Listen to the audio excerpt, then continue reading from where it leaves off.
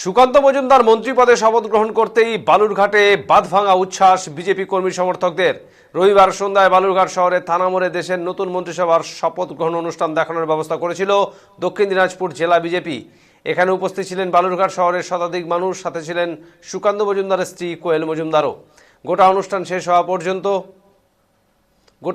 শেষ না হওয়া পর্যন্ত সম্পূর্ণ উপভোগ করেন সুকান্ত মজুমদারের স্ত্রী কোয়েল মজুমদার।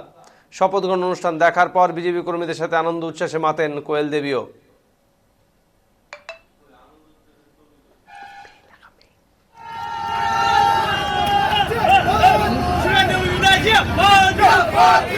Yeah!